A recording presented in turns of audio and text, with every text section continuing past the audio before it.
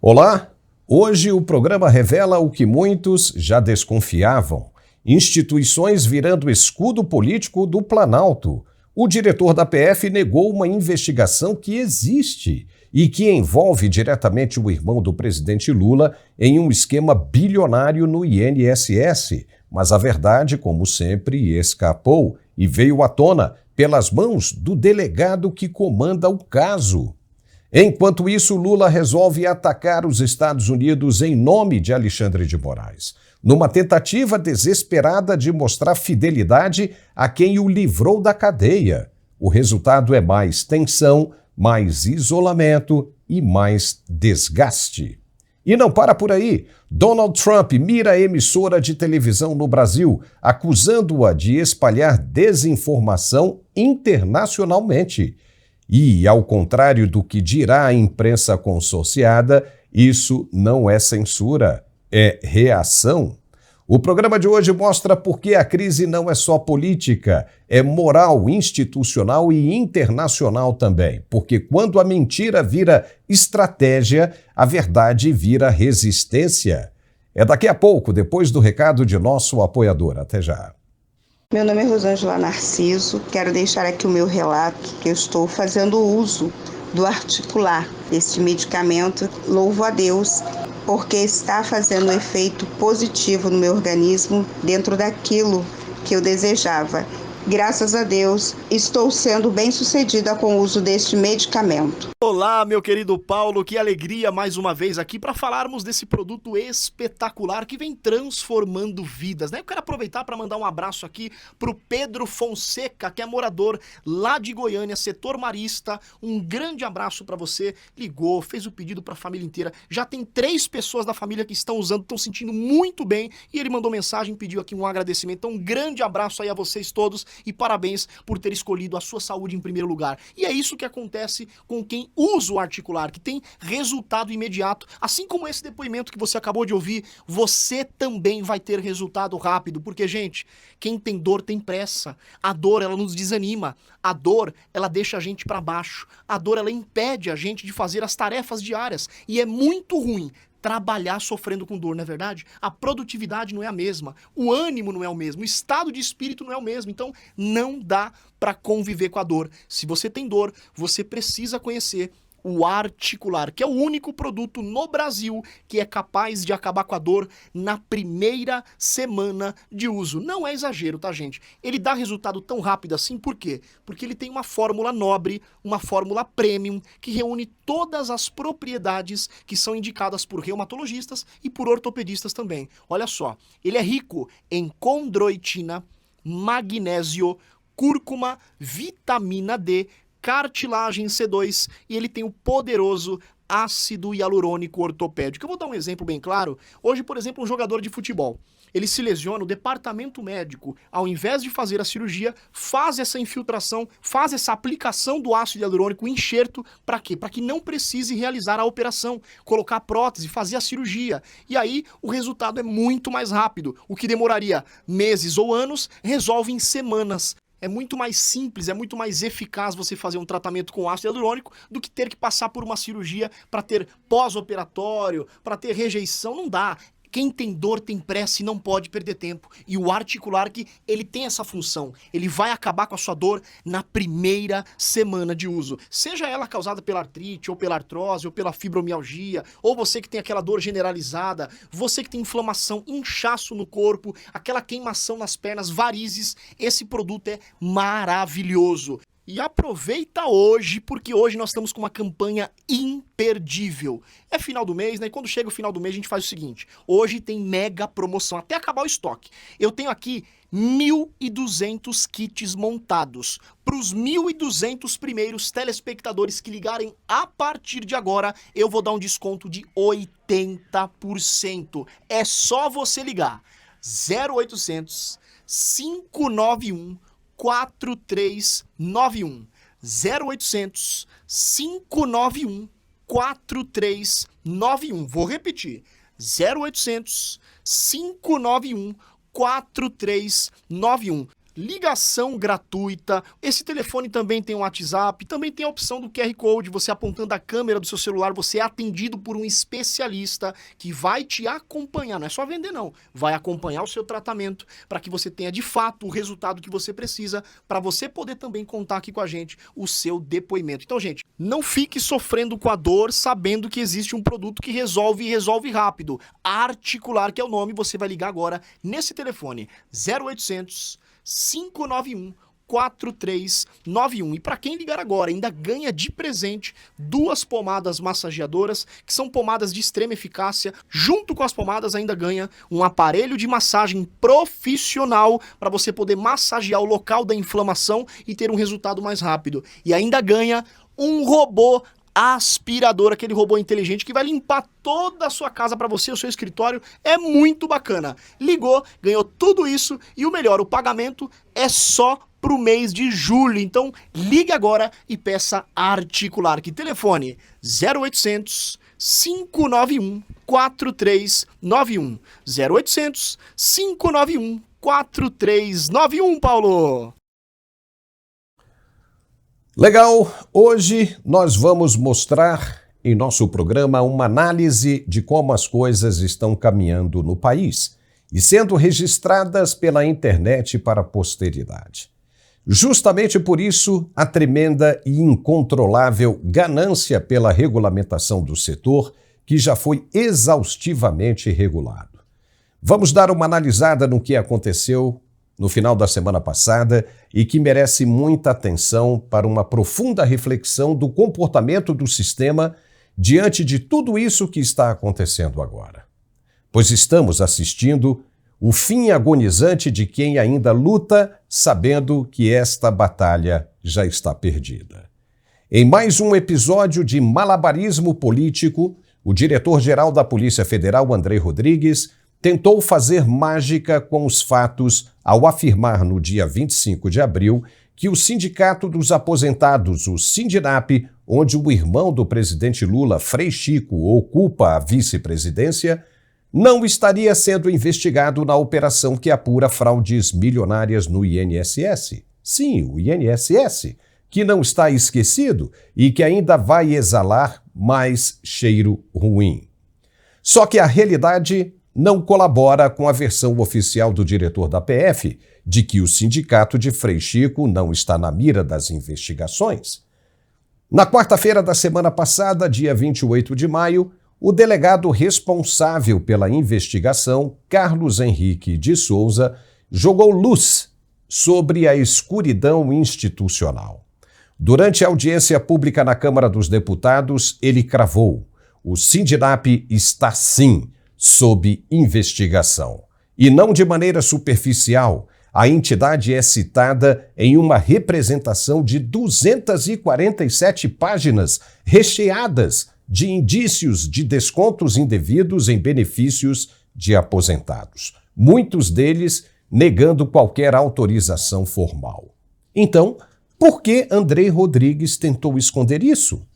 Como diretor da Polícia Federal, ele deveria saber da verdade e dos rumos das investigações. Por que negar? A resposta é política. Blindar o irmão do presidente e, por consequência, proteger a imagem de Lula e do governo. Em vez de zelar pela verdade e pela autonomia da PF, Rodrigues optou por atuar como escudo do Palácio do Planalto, tentando evitar que o escândalo respingasse onde mais dói, na reputação do chefe do executivo. Frei Chico é uma bomba que pode explodir e causar um estrago enorme no governo do irmão.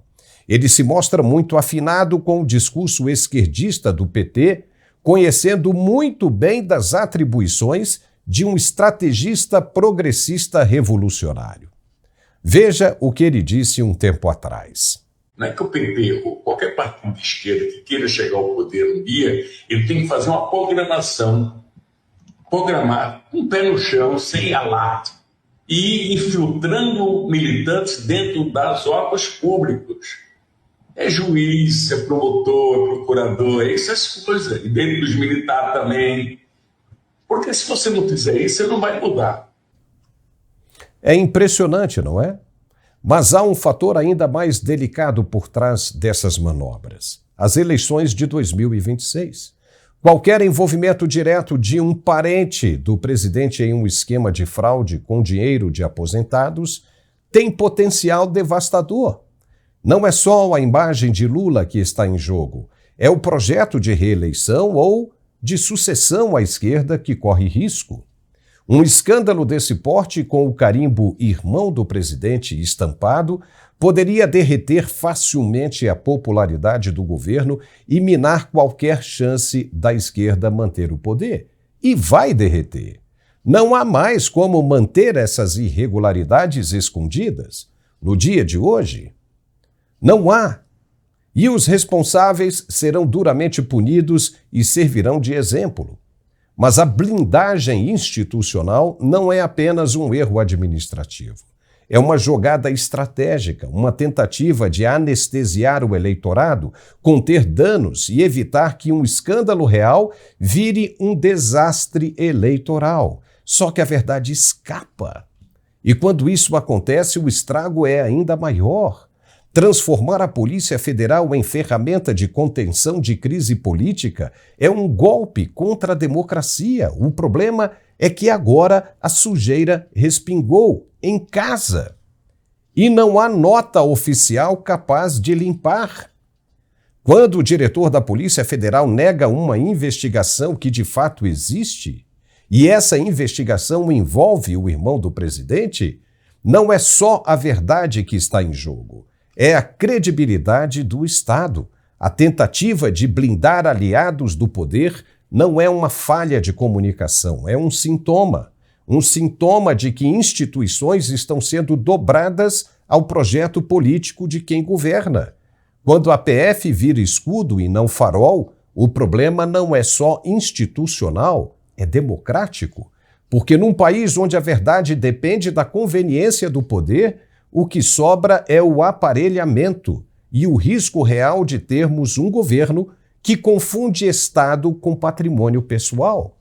É ou não é? Alguém irá cobrar isso quando a hora chegar. Pode ter certeza.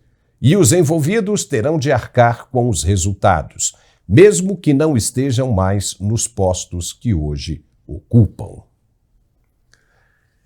E em um momento delicado demais para a diplomacia brasileira, adivinhe só, o presidente Lula decidiu confrontar os Estados Unidos mais uma vez com declarações que beiram o desdém. Durante a Convenção Nacional do PSB, ao ser questionado sobre as possíveis sanções norte-americanas contra o ministro Alexandre de Moraes, Lula optou por minimizar a gravidade da situação e a provocar o presidente Donald Trump. De novo, ele afirmou que os americanos matam gente e que jamais se meteu na política interna dos Estados Unidos, como se isso bastasse para isentar o Brasil das atuais tensões geopolíticas. Veja como foi. Os Estados Unidos quer processar o Alexandre de Moraes porque ele está querendo prender um cara brasileiro que está lá nos Estados Unidos fazendo coisa contra o Brasil o dia inteiro. Olha que história dos Estados Unidos querer negar, sabe, alguma coisa e criticar a justiça brasileira. Eu nunca critiquei a justiça deles. Ele faz tanta barbaridade, eu nunca critiquei, faz tantas guerras, mata tanta gente. Por que eles vão querer criticar o Brasil? Ele só não deixou claro se estava falando do jornalista Alan dos Santos ou do deputado licenciado Eduardo Bolsonaro. Mas a fala do presidente brasileiro, que tinha tudo para ser um exercício de diplomacia, acabou escancarando uma postura inconsequente e anacrônica. Em vez de reconhecer o momento crítico e buscar alternativas de diálogo, Lula partiu direto para o confronto retórico. O que ele espera ganhar com isso? Criticar o que ele considera erros históricos dos Estados Unidos é legítimo, mas fazê-lo como escudo diante de sanções concretas e denúncias de violações legais soa abertamente como tentativa de desviar o foco e blindar aliados políticos, como se isso fosse resolver o que já está decidido. Não resolve, só piora. E essa postura revela ainda mais do que arrogância expõe a fragilidade estratégica do governo brasileiro em lidar com pressões externas e a ausência de um plano realista para preservar a imagem e os interesses do país. Ao tratar com leviandade o impacto que sanções como essas podem ter sobre o sistema financeiro e o ambiente institucional do Brasil, o presidente alimenta um cenário de isolamento internacional. O episódio deixa claro que o Palácio do Planalto está mais preocupado em proteger o seu núcleo político do que em construir pontes que fortaleçam a posição do Brasil no cenário global. A escolha por discursos inflamados pode até funcionar para o consumo interno, mas no tabuleiro da diplomacia internacional custa caro, muito caro. No fim das contas, o que deveria ser uma gestão prudente da crise virou mais um capítulo de improviso e vaidade retórica. E quem paga essa conta em credibilidade, estabilidade e investimento é o país inteiro. Então, o que se vê nessas reações e atitudes agravantes do presidente brasileiro é uma tentativa desesperada de mostrar, não para os americanos, não para os Estados Unidos, mas para o ministro Alexandre de Moraes, que ele está fazendo alguma coisa, fazendo o que pode, porque Lula, de fato, não está preocupado com os americanos. Não, ele está preocupado em agradar quem o tirou da cadeia. Se hoje nós temos a eleição do presidente Lula, isso se deveu a uma decisão do Supremo Tribunal Federal. É preciso reconhecer isso. De novo, Milan Kundera, vamos travar a luta contra o poder absoluto.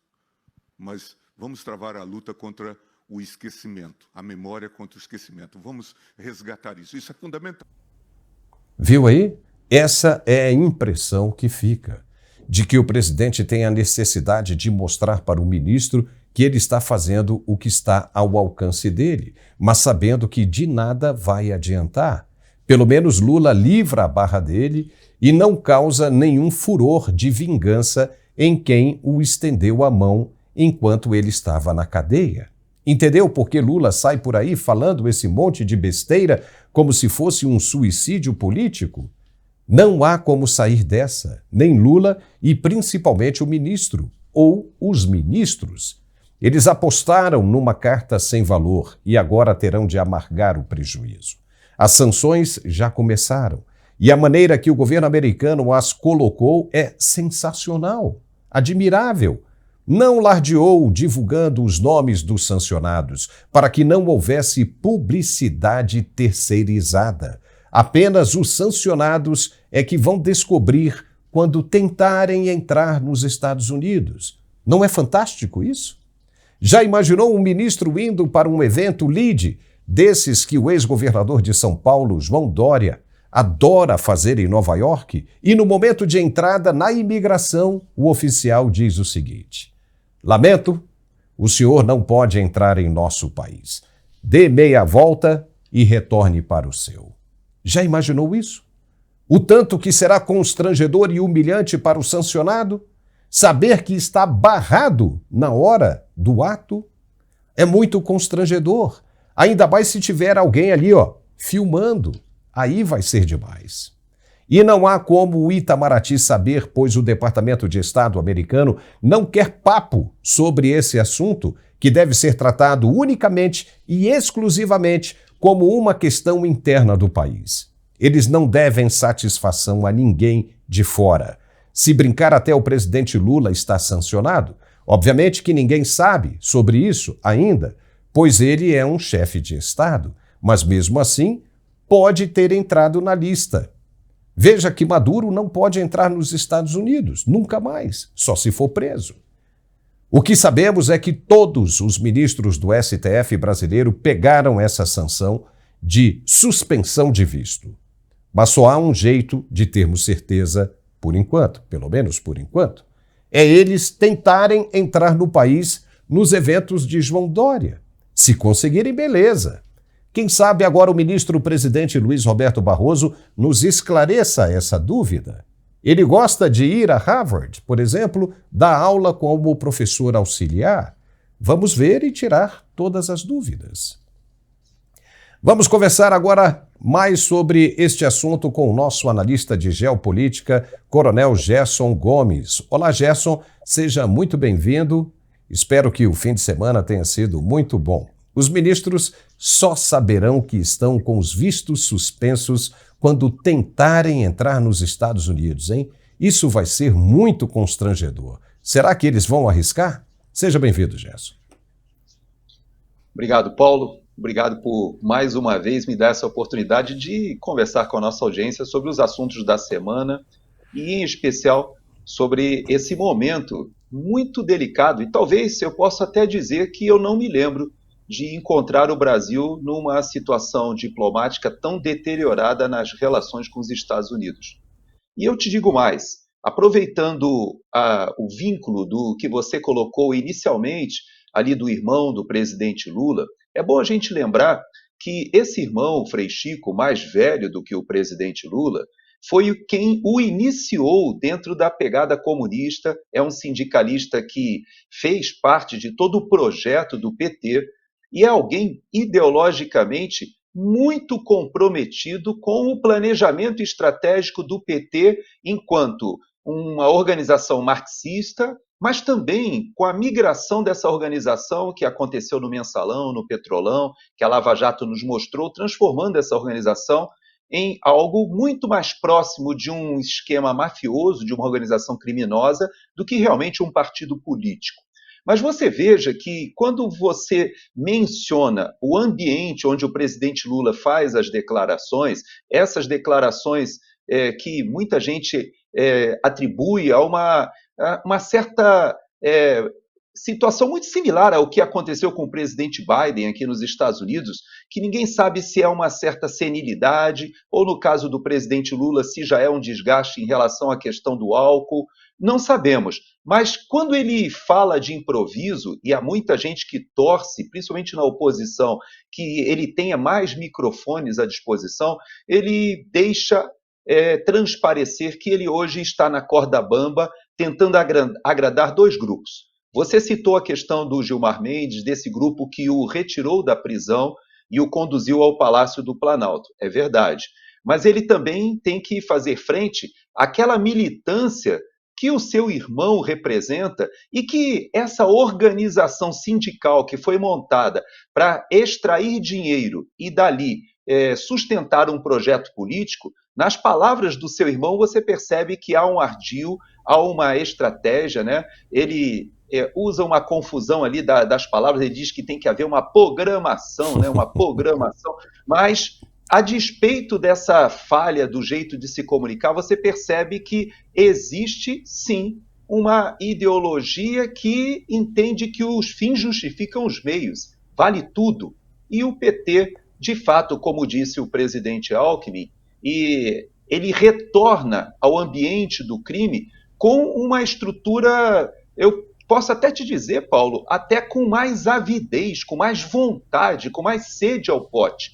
Por isso que quando ele faz essa declaração no ambiente ali, que é o ambiente do partido do vice-presidente, que não podemos esquecer, né, Paulo? É o vice-presidente que veio do PSDB e que agora está no PSB, mas que representa justamente aquele grupo que você disse que Lula tem que agradar simultaneamente. Ou seja, o establishment, o grupo financeiro que o recolocou, que tem uma influência muito grande ali em São Paulo, e que o próprio ministro Alexandre de Moraes, que ele tenta defender agora, é um dos grandes representantes desse grupo, do PSDB. Veja que, alguns anos atrás, você lembra, o PT falava exatamente sobre o Alexandre de Moraes o que nós estamos ouvindo hoje da direita, dizendo, inclusive, que era um absurdo que ele fosse aceito no Supremo Tribunal Federal, e na época eles se consideravam adversários políticos. O próprio ministro Alexandre de Moraes, enquanto no PSDB, fez várias críticas ao PT, críticas muito duras, mas agora, circunstancialmente, eles se uniram para derrubar Bolsonaro e agora o Lula, como você disse, está na corda bamba, tendo que agradar gregos e troianos dentro dessa frente, que, na verdade, me parece que já o considera fora das eleições de 2026, viu, Paulo? Eu acho que tem muito mise-en-scène ali da parte do próprio Alckmin, porque já há uma articulação pensando como foi feito aqui nos Estados Unidos. Por isso há muita gente falando de Biden sendo o Biden dos trópicos. Assim como dizem que o Bolsonaro é o Trump dos trópicos, agora já dizem que o Lula é o nosso Biden dos trópicos, ou seja, está pelas tabelas, não deve ser ele o escolhido. Eu só não sei se nós teremos aí uma Kamala Harris no Brasil, se vão escolher a Janja, não sei quem vai ser a escolhida, A Dilma de volta. A Dilma volta, né? Mas não sei. Eu sei que nós, durante o programa, nós vamos tecer alguns comentários sobre algumas coisas que eu arrisco aí sobre o futuro do Brasil. Olha, não tem a menor chance, né, do PT ou do presidente continuar em 2026, né, para 2027, depois das eleições de 2026, porque esse escândalo do INSS marcou muito e a questão também do Frei Chico está envolvido nisso aí, com o sindicato onde ele é o vice-presidente, ter movimentado mais de 100 milhões de reais em descontos irregulares, de acordo com as primeiras investigações da Polícia Federal. Não vai ter como escapar isso aí. Não vai ter como separar a água do óleo, o joio do trigo. Está todo mundo enrolado nisso aí. Isso vai repercutir de uma maneira extremamente negativa, por mais que os caras tentem esconder, como foi dito, né, lá atrás, no dia 25 de abril, pelo diretor da polícia. Não tem. A investigação está andando, o que podem fazer é atrasar essa investigação, o resultado dessa investigação, para que isso não interfira. Mas o povo já sabe, né, Gerson? O povo já conhece isso bastante. E naquela época em que o PT criticava bastante, né, a nomeação do ministro Alexandre de Moraes, é porque o PT estava ali, né, extremamente doído, magoado com o ex-presidente Michel Temer, pela questão de ele ter assumido, e diziam que era um golpe por ter tirado a Dilma Rousseff e coisa e tal. E o Temer indicou o ministro Alexandre de Moraes para o Supremo, então o PT veio com tudo em cima. E aí agora acabou descobrindo que aquilo que era um veneno acabou sendo um antídoto muito interessante para as intenções do partido. Mas eu queria voltar a questão aqui do governo americano, que foi muito interessante. É muito interessante porque não se trata de uma politicagem, né, Gerson? É sério e muito real em uma ação que mostra o quanto o país está preocupado com essa premissa de combater essa castração dos direitos de liberdade e de comunicação. Não há espaço para ditadores ou violadores de direitos humanos. Isso está certo. Por isso, não alardearam os nomes. Isso eu achei bem interessante. Eles querem que a coisa seja bem consistente e não vai haver volta. É apenas um compromisso de que, se as ações dos ministros e de outras autoridades pelo mundo continuarem, as coisas vão ficar bem piores para eles, bem piores mesmo. O Itamaraty já deu sinal de que é melhor o executivo não se meter nessa questão para não sobrar mais para ninguém, porque a giripoca vai piar. Mas será que o presidente Lula vai continuar jogando lenha nessa fogueira, na sua opinião, Gerson? Pois é, Paulo. Vamos entender da perspectiva aqui dos Estados Unidos, porque eu acho importante a nossa audiência entender o que está acontecendo nesse momento aqui no governo Trump. Nós temos um governo que identificou que o principal problema de implosão dos Estados Unidos enquanto potência hegemônica, estava justamente, ou residia na maneira como o Partido Democrata se sujeitou a um projeto globalista e que tinha metacapitalistas, grandes grupos interessados em um projeto de poder mundial, global. E isso tinha duas vertentes importantes, Paulo, e essas duas vertentes têm reflexos no Brasil. A primeira vertente é o que foi chamado aqui de um complexo industrial da censura. E isso foi utilizado por intermédio das redes sociais e das grandes big techs, que hoje utilizam inteligência artificial, algoritmos poderosos, que isso, quando entrou ou saiu do setor comercial e foi para a política, fez com que o controle social por intermédio dessas redes se transformasse em uma arma poderosíssima na mão daqueles que planejavam, vindo ali de Davos, mas não só de Davos. A gente vê que esse projeto é um projeto que tem inserção muito grande aqui nos Estados Unidos, de entender que pode se impor uma agenda global. Isso entra a questão de transgenderismo, sim, entra a questão financeira, entra a questão até mesmo de imposição de liberação de drogas, desencarceramento, é uma pauta ambiental, de mudanças climáticas, tem uma série de questões que estavam sendo impostas com o uso do mainstream jornalístico, que é a tua praia. Você conhece e sabe como foi utilizado o mainstream jornalístico para impor, ou para, vamos dizer assim, controlar a opinião pública de uma maneira que você tivesse uma possibilidade de, pelo medo, as pessoas se submeterem a esse poder centralizado. Agora, existe uma segunda vertente, Paulo, e essa vertente é que agora parece que o brasileiro vai começar a entender, que foi a instrumentalização do poder judiciário. E isso no Brasil, que acontece, Alexandre de Moraes, que é o testa de ferro desse processo no Brasil, não é algo isolado. Isso acontece na Europa, acontece aqui nos Estados Unidos, acontece na Coreia do Sul, ou seja, é um fenômeno mundial. Por quê? Porque eles descobriram, Paulo, que muito mais fácil, muito mais rápido, uma maneira muito mais inteligente de impor essas pautas é justamente você bypassar o processo democrático dos parlamentos, que é muito desgastante. Às vezes, para você impor uma questão sobre consideração de mudanças de gênero, você passa décadas dentro do parlamento discutindo entre as forças da sociedade.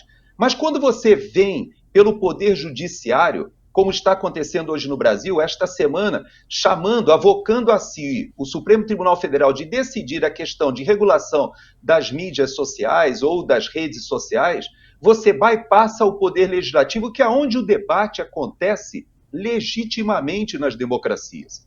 E esse poder econômico, Paulo, ele fez isso em vários países da Europa, fez isso aqui nos Estados Unidos e interferiu inclusive nas eleições. Você veja que isso que aconteceu nas eleições de 2018, 2022 no Brasil, se nós olharmos, nós vamos ver uma presença muito grande dos Estados Unidos desse grupo que o presidente Trump substituiu, que foi o grupo que o derrotou em 2020. Então, o que nós estamos vendo hoje, Paulo, é que o governo Trump ele olha o Brasil como um laboratório muito avançado desse projeto de controle das redes sociais e do controle do poder judiciário, ou seja, de utilizar o poder judiciário como uma arma política. E isso é que está acontecendo. Quando você olha a reação do presidente Trump, do Departamento de Justiça, mandando aquele recado para o Alexandre de Moraes, eu vou te dizer algo. Não é só a questão da Lide não poder fazer mais os seus eventos aqui para não se surpreender com alguns dos convidados serem barrados ali no aeroporto. Não é só isso. Hoje, os Estados Unidos entendem que, número 1, o presidente Lula é carta fora do baralho. Ou seja, para os Estados Unidos, não há nenhuma possibilidade de se relacionar com o presidente Lula como o Biden se relacionou com o Maduro, por exemplo, quando fez aquele acordo, dando a ele possibilidade de uma sobrevivência, desde que ele mudasse o sistema eleitoral, fazendo aquilo que nós estamos querendo no Brasil, que é o voto impresso, auditável e a contagem pública dos votos. Veja que esse passo só foi dado na Venezuela, Paulo, porque o Biden fez uma negociação para poder ter acesso ao petróleo e permitiu a exploração de ouro, ou seja, deu uma sobrevida ao Maduro. Isso não vai acontecer com o governo Trump. Ele já considera que Lula está no mesmo patamar de Gustavo Petro, por exemplo. Quando o Petro faz as suas declarações, ele que é usuário de cocaína, não somente ele foi um ativista que saiu do movimento marxista e vai para o narcoterrorismo. Não. O Gustavo Petro ele chega ao poder da mesma forma que Lula é olhado chegando ao poder, apoiado por um sistema que Biden e o próprio governo Obama, por que não dizer, entendiam que fazia ou era conveniente ao projeto deles. Mas agora Trump resolve dizer negativo.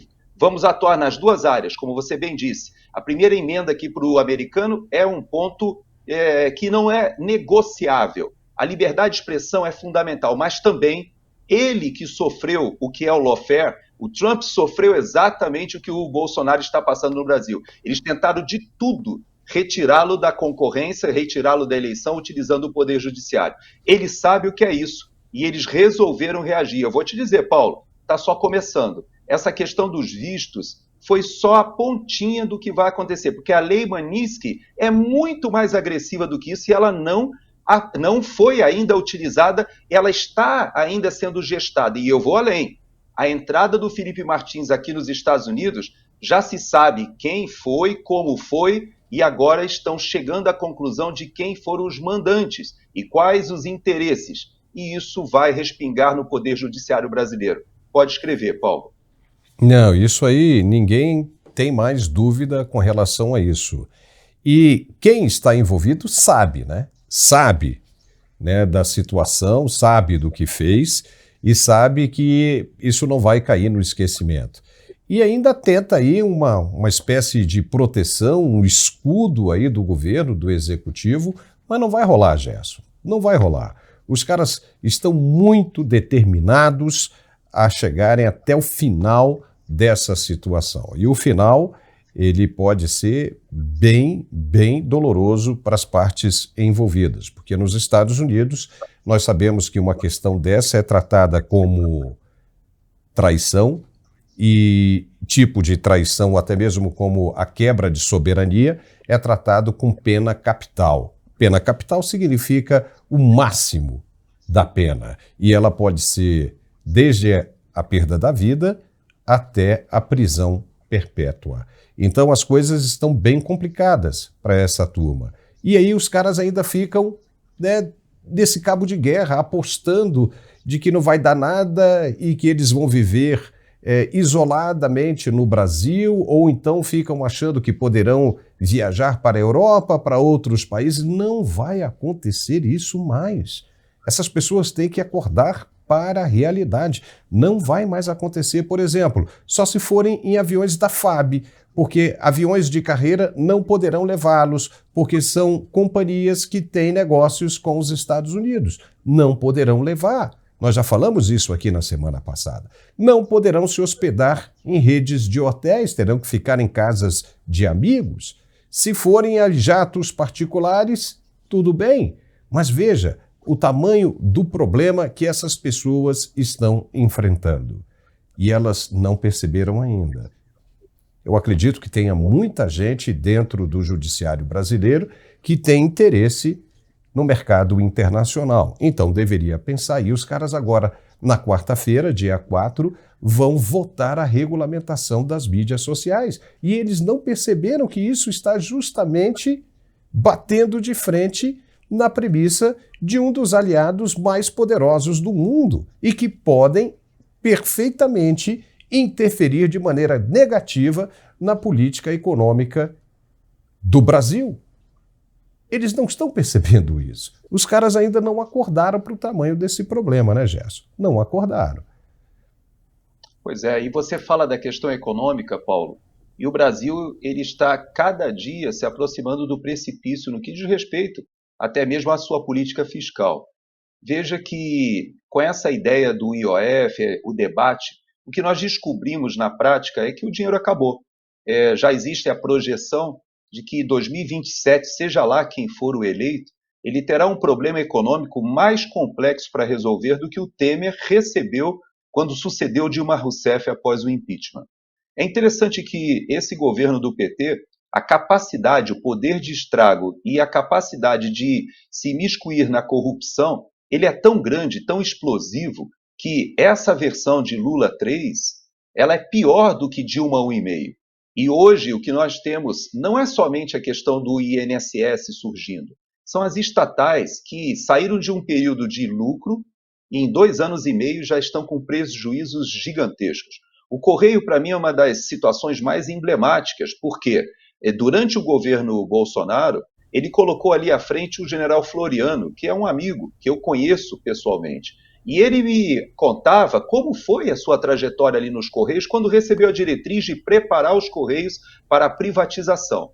E o que aconteceu foi que transformaram os Correios numa empresa lucrativa, saiu de uma empresa desestruturada, com grande interferência política, e realmente transformaram o Correio numa empresa que poderia competir no e-commerce de igual para igual. E o presidente Lula, ao assumir e a sua equipe voltar, coloca na direção dos Correios o que o pessoal jocosamente diz que era o churrasqueiro dele, mas que é um advogado ali do Prerro, né, do Prerrogativas, alguém que traz de novo para o Correio toda aquela pegada de instrumentalização política, usando os Correios, inclusive, para subsidiar o projeto de comunicação do governo. E você vê que em poucos anos eles detonaram, destruíram os Correios. E agora já se fala até de uma salvação vinda da China, com o investimento dos chineses. Mas seja como for, Paulo, todas as estatais, elas chegaram a esse ponto porque o Supremo Tribunal Federal, à época, com o ministro Lewandowski, ainda lá que fez aquele jogo, né, que era ministro do Supremo e agora é ministro da Justiça, à época, ele permitiu que o avanço que o Congresso Nacional fez no governo Temer, com a lei das estatais, proibindo que as estatais fossem utilizadas como um cabide político, isso voltou tudo. E você veja que essa articulação, ela deteriora de tal forma as nossas contas públicas, que agora com essa briga com o governo americano, nós temos um problema a mais, porque, como já foi dito, isso pode avançar sobre os bancos, isso pode ter reflexo sobre o grupo que justamente sustentou politicamente Lula porque queria retirar Bolsonaro, que, assim como o Trump aqui, era um outsider do sistema. E eu digo para você o seguinte, Paulo, finalizando, essa quadra que nós estamos entrando agora já está reunindo forças para o pós-Lula, para tentar consertar o estrago. Porque, embora o próprio presidente Lula e o seu grupo, Celso Amorim, e o seu grupo mais ideológico queira se alinhar com Rússia, Irã, China, nós temos uma economia, Paulo, muito atrelada ao Ocidente. E eu posso te dizer, ouso afirmar, que essa economia hoje, mesmo esses que colocaram Lula no governo, já começam a encontrar ou tentar encontrar uma saída para não terem esse tombo na economia que vai acontecer agora na virada de 2025 para 2026. Isso que o governo faz de conta de luz de graça, gás de graça, isso só prejudica ainda mais a política econômica do governo. Embora seja um populismo que já foi tentado no passado, nós já sabemos que o que aconteceu com Dilma agora será muito pior com Lula 3. Então, Paulo, a situação de brigar com os Estados Unidos e tentar agradar a China não me parece uma boa situação, uma boa opção do ponto de vista econômico da economia hoje. Pode ser que se o PT ficasse no governo e o Frei Chico, aquelas projeções, o seu programa, né, como ele falou, pudesse ser executado, como ele disse, acabar com as Forças Armadas, infiltrar gente em todas as instituições. Pode ser, se você tivesse ali 20, 30 anos de um projeto como esse, você poderia cair no colo da China. Só que eu vou te dizer algo, o grupo que colocou Lula no poder já percebeu que precisa retirá-lo rapidamente e encontrar uma solução que agrade esses metacapitalistas, esses grupos que hoje têm muito dinheiro investido também no Brasil. Então, é uma situação que eu imagino, na minha avaliação, o que a gente tem que pensar agora é quem será, aí no Brasil, a Kamala Harris. Há quem diga agora que na disputa da CPMI falaram de Tabata, né? Quem sabe a nossa Kamala Harris não vai ser Tabata? Não sei. Eu digo para você o seguinte, eles têm que achar alguém para substituir o Biden da América do Sul, o Biden aí do Brasil. Não tem. Esse é o problema. E para surgir isso num período de menos de um ano vai ser muito difícil. Mas olha só, eu vou agora chamar a atenção aqui para um recado de nosso apoiador. É esse aqui, ó. Esse é o perfume Ethier, Uma Noite em Sevilha. Se você está querendo dar um presente para alguém, vale a pena entrar no site que está aparecendo ali, ethierlojavirtual.com, e fazer o seu pedido. Eu tenho certeza que quem ganhar esse presente vai gostar muito, porque ele tem uma fragrância sensacional. É o perfume que eu uso. E adquirindo esse perfume aqui, você acaba ajudando o nosso canal. Entenda isso, ajuda e ajuda bastante. Nós não trabalhamos com verbas do governo, de maneira alguma. Nem queremos. Então, você adquirindo um produto como esse, você ajuda o nosso canal. Basta acessar o site que está aparecendo, ethierlojavirtual.com, e fazer o seu pedido. Obrigado. O presidente dos Estados Unidos, Donald Trump, abriu um novo fronte nas tensões diplomáticas com o Brasil, ao incluir a cúpula da Rede Globo, olha só você, hein? E a família Marinho em uma possível lista de sanções econômicas. Eles possivelmente se tornarão alvos dessas sanções econômicas. Segundo fontes próximas à Casa Branca, a decisão foi motivada por acusações de interferência indevida nas narrativas midiáticas internacionais e de promoção de conteúdos considerados desinformativos, especialmente no que diz respeito à política externa americana. Trump teria classificado a atuação da emissora brasileira como prejudicial à imagem dos Estados Unidos, acusando-a de distorcer temas globais de forma sistemática. A inclusão da Globo nesta lista representa um endurecimento claro da postura americana contra veículos de imprensa que, na visão do governo republicano, atuam em desacordo com os interesses estratégicos dos Estados Unidos. Ainda de acordo com essas fontes, a Casa Branca avalia a aplicação de sanções econômicas pesadas capazes de atingir os negócios e os investimentos da família, o que poderá gerar efeitos colaterais relevantes para o já pressionado mercado midiático brasileiro. O episódio surge em meio a uma fase delicada da relação entre os dois países, marcada por divergências diplomáticas, críticas cruzadas e sinais de desgaste institucional. Especialistas alertam que o impacto das sanções, caso se confirmem, poderá extrapolar a Rede Globo e desencadear um efeito cascata sobre a estabilidade do setor de comunicação no Brasil. Que fique bem claro, e isso precisamos dizer aqui, isso não tem absolutamente nada a ver com censura ou liberdade de expressão. A imprensa consorciada brasileira já ensaia o velho roteiro, dizer que Trump quer calar a Rede Globo enquanto ele mesmo se diz defensor da liberdade.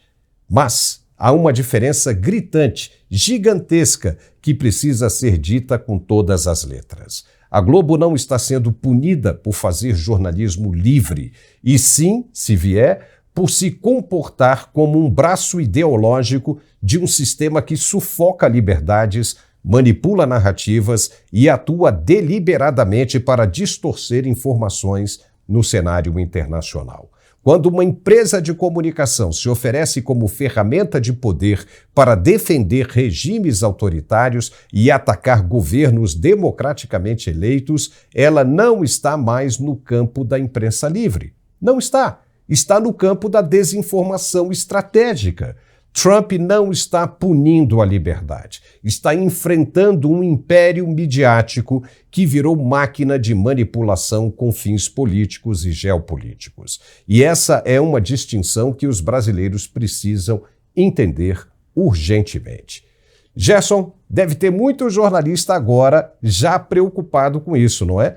Ficamos sabendo que muita gente está inclusive apagando os posts nas redes sociais para não ter problemas na hora de pedir a renovação de visto. Vê se pode. Mas o governo já sabe quem é quem. E até os que vivem nos Estados Unidos como correspondentes devem prestar agora muita atenção nessa nova situação. É ou não é?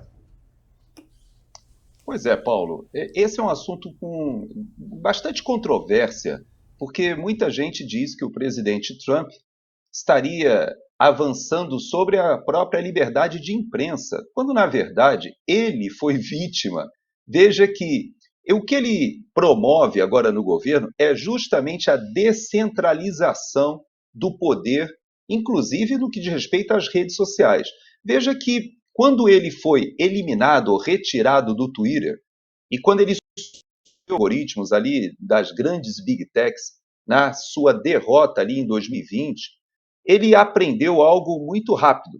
Foi obrigado a fazer a sua própria rede social, fez grandes investimentos, mas hoje ele entende que o que aconteceu no Brasil, quando você sanciona o X, quando você expulsa o Rumble, quando você avança sobre a Starlink para, de alguma maneira, chegar no Elon Musk, e quando você utiliza a Rede Globo de televisão, que é a maior estrutura de comunicação do país, para sustentar a perseguição política e até mesmo promover a censura, porque, por incrível que pareça, aquele órgão que se beneficiou justamente da abertura durante os governos militares e que foi feito um gigantesco investimento durante os governos militares na própria estrutura da Rede Globo, que realmente transformou a comunicação no Brasil, algo que muitas vezes só chegava nas grandes capitais, e houve uma capilaridade desse grande investimento. Só que hoje esse grupo está vendido a um projeto de poder e muitas vezes está defendendo, inclusive, a castração da opinião pública nas redes sociais. Veja que esse assunto não é simplesmente uma disputa de quem controla a opinião, não, é um assunto comercial, porque hoje grande parte dos investimentos, seja dos Estados Unidos no Brasil e seja também do Brasil aqui nos Estados Unidos, eles estão ligados à tecnologia que de alguma forma tem conexão com a mídia, com a informação. Quem domina a informação hoje tem grande parte do capital atrelado ao que está sendo desenvolvido em inteligência artificial, por exemplo. Então você veja que a Rede Globo hoje, ela se encontra, ou pelo menos a grande estrutura da Globo, ela disputa com a questão do streaming, é verdade, ela disputa com a questão da TV a cabo também, mas isso aqui nos Estados Unidos, Paulo, você conhece bem, porque você já trabalhou para grandes grupos de televisão aqui nos Estados Unidos, você sabe, isso faz parte do jogo. O americano, ele tem a possibilidade de escolher uma linha editorial ou outra. Se ele quer alguma coisa mais progressista, mais à esquerda, ele tem os canais de televisão, assim como se ele quiser uma pegada mais conservadora, ele tem os seus canais de televisão. Mas não é essa a proposta. Veja que quando a CNN vai ao Brasil, você veja que a linha editorial da CNN é uma linha editorial mais progressista, mas eles mantêm a pluralidade do debate e eles têm um cuidado de não atacar as redes sociais e até o controle da opinião pública, porque, ao contrário do que a gente vê na Rede Globo, existe uma codependência hoje com dinheiro que vem da financiamento que é feito via governo federal. Então, vamos dizer assim, essa indústria da censura, ou como aqui a gente chama nos Estados Unidos do complexo industrial da censura, tem nas organizações Globo talvez o seu ápice, ou seu melhor representante dessa estrutura no Brasil. Então, eu creio sim que nós teremos capítulos adicionais agora que vão sim avançar não só sobre a questão da Globo, mas sobre os influenciadores que receberam dinheiro da USAID. Nós vamos ver uma estrutura de influenciadores, uma estrutura de internet que foi feita juntamente com o mainstream jornalístico para dominar o discurso. E isso nós vamos ver que isso foi pago e muito bem pago. E agora é só seguir o caminho do dinheiro, né, Paulo? É isso aí. E agora vamos falar um pouquinho do internacional, Gerson. Em um dos episódios mais impactantes desde o início da guerra entre Rússia e Ucrânia, o chefe do Serviço de Segurança da Ucrânia, o serviço SBU, o Vasil Mariuk, coordenou uma operação de alta complexidade neste domingo, que resultou na destruição de 34% de toda a frota de bombardeiros estratégicos da Rússia. Batizada de Operação Teia de Aranha, a ação representa um revés devastador para a capacidade aérea de Moscou e um avanço sem precedentes da resistência ucraniana. Planejada ao longo de 18 meses, a operação envolveu o uso de drones, desenvolvidos na própria Ucrânia, armazenados em galpões de madeira e transportados discretamente por caminhões até regiões estratégicas, incluindo bases aéreas localizadas na Sibéria, em Moscou e no Ártico, e até 4.300 quilômetros da linha de frente. Os equipamentos foram ativados remotamente para atacar 41 aeronaves russas, entre elas os poderosos Tu-95MS e Tu-22M3, que compõem a espinha dorsal da Força de Dissuasão Nuclear russa. O impacto foi direto e pesado, prejuízos estimados em 7 bilhões de dólares e um baque considerável para a aviação militar da Rússia. Especialistas alertam que, embora os danos sejam imediatos, os efeitos de médio e longo prazo ainda estão em avaliação. No entanto, já se reconhece a ação como uma vitória estratégica clara para Kiev, que mostra não apenas capacidade ofensiva, mas também sofisticação tática e tecnológica no campo da guerra. A ofensiva foi pessoalmente comandada por Maliuk e contou com o apoio direto do presidente Volodymyr Zelensky, que vê na operação um divisor de águas na luta pela soberania ucraniana. Mais do que uma vitória militar, a teia de aranha marca um novo capítulo na guerra, em que a criatividade, a inteligência e a precisão se impõem diante da força bruta. Gerson Gomes, o que representa essa ofensiva ucraniana, na sua opinião? Eu vou pegar essa última frase que você falou, que a inteligência, a sofisticação se impõe sobre a força bruta, e te dizer que começo o meu comentário na expectativa de como será a reação dessa força bruta. Porque, na verdade, Paulo, a operação ucraniana foi, de fato, ousada, feita dentro do território russo, ou seja, houve infiltração de forças especiais, demandou um planejamento meticuloso, foi para alvos muito bem selecionados, como você bem colocou, que são a espinha dorsal, ou integram essa espinha dorsal até mesmo, porque grande parte dessas aeronaves são aeronaves de uso dual, elas podem carregar artefatos nucleares ou artefatos, como estava acontecendo, de mísseis balísticos ou mísseis de cruzeiros que conseguem ser lançados do território russo e atingir os alvos dentro do território ucraniano sem ameaçarem, ou pelo menos sem se submeterem à defesa antiaérea ucraniana, porque eles operam de muita distância e de muita altitude. Então, esse ataque, na verdade, ele mostra que a Ucrânia não está entregue. Isso é bom. Por quê? Porque nós estamos num período em que há uma expectativa de virem à mesa de negociação. A Rússia fazia o que muitos consideram ali de um esforço de guerra, aproveitando o êxito que ela teve na campanha, saindo do inverno, pegando ali primavera, verão, no período que ela ainda consegue avançar. E há quem diga que a Rússia hoje entende que a Ucrânia deve ser desmilitarizada até o Dnipro, ou Dnieper, como nós conhecemos dos nossos bancos escolares, o rio que divide a Ucrânia em uma porção leste e uma porção oeste. Há muitos que dizem que a Rússia hoje virá para a mesa de negociação desde que ela consiga manter os seus territórios que ela já conseguiu em 4 oblastes e agora já avança mais ao norte. Então, a Ucrânia, com esse ataque, de certa maneira, Paulo, equilibra as negociações? Talvez sim. Eu vou até te dizer, a ousadia foi muito além até do que os russos poderiam imaginar, porque não somente operaram nas suas defesas mais à retaguarda, haja vista que vários dessas aeronaves estavam a mais de 400 quilômetros da fronteira com a Ucrânia, e apesar disso, foram bem-sucedidos. E há quem diga, inclusive, que as forças especiais já foram retiradas do território russo com sucesso.